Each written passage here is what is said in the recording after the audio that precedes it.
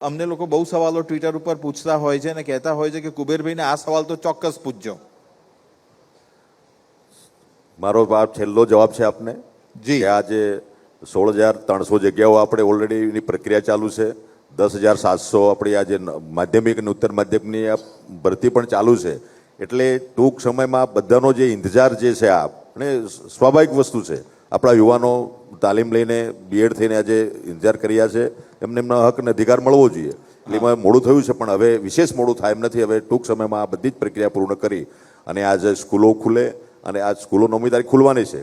પણ આ આચારસંહિતાના કારણે થોડું અમારું એમાં ઓર્ડર આપી શકીશું નહીં, પણ ચોઇસ ફિલિંગ જે છે એ બધી પ્રક્રિયા પૂર્ણ કરીને આજે જૂન એન્ડ અને જુલાઈના શરૂઆતમાં આપણે આ પ્રક્રિયા પૂર્ણ કરીશું.